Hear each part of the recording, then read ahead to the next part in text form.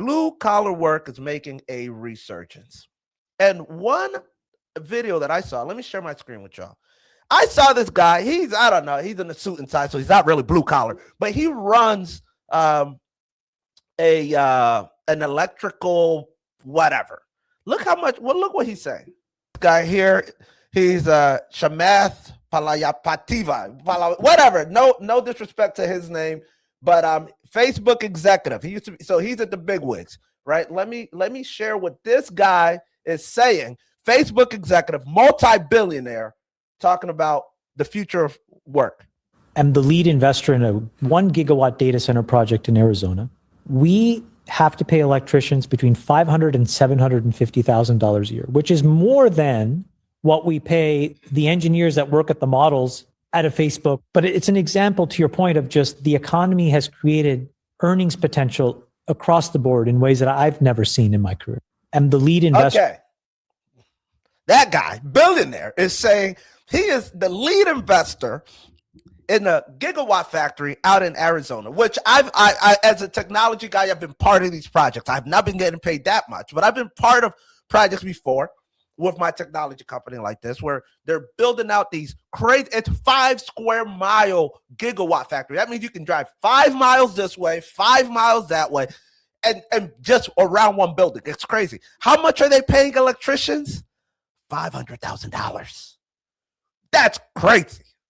I don't know if that's just that one project. I don't know if this is going to be, but if you've been keeping up with AI, you've been hearing we need more electricians.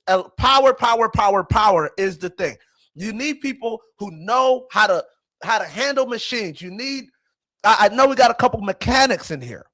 You guys are back in demand. Blue collar is back in demand. AI has not taken away people who know how to work with their hands. People who know. For those of us who just know how to type and write blogs, good luck. I'm telling you, they're letting go of people.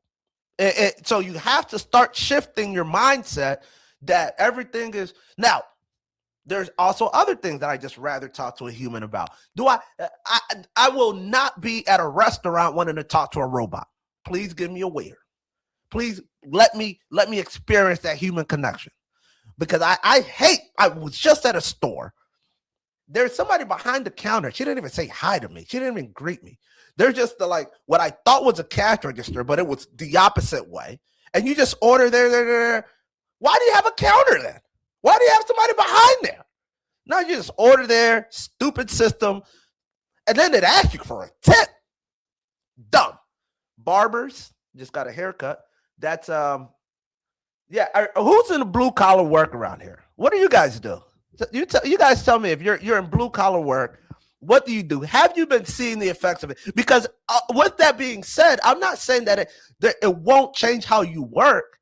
I'm just saying that it's not affecting day and night like I'm seeing some people. I'm talking to people, like I'll have a lunch with somebody today. Oh, how's the work? Oh, it's good, it's great. Well, I'm loving it, whatever. We're implementing this AI system, and I'm trying to tell them, you might be putting the person, your replacement, and then tomorrow they're out. AI is going to take over everything that we can fundamentally teach. Put this comment up. This is from Victor. AI is going to take over everything that we can fundamentally teach and create a process for. If it can be programmed, it can be taken. Ominous. So what's the solution, guys? Mr. Fireball. AI is still trying to find its place, but eventually it'll settle. Now human interaction is more scary, or much more scared, therefore more valuable. I mean, scarce. No one wants to talk to a robot. Thank you. Thank you. So I think here's the last point on this. I agree with both of y'all. I think AI can do about everything that I do at work, right? But at the same time, eventually there's going to be enough of us that say, okay, this one guy is making a lot of money with his AI. If all of these people are making all this money at the top, they're going to need to they're going to need people to buy their products, right? Like Amazon, when they let go of 15,000 people, it's just a weird little cycles of freaks and pedophiles, people. When they're in their little community of rich people, that guy's Bessent, who was on that video that I showed, he was on the Epstein Island. Sorry, not this episode, I guess. And remember, my brakes are fine. I just changed my oil lines.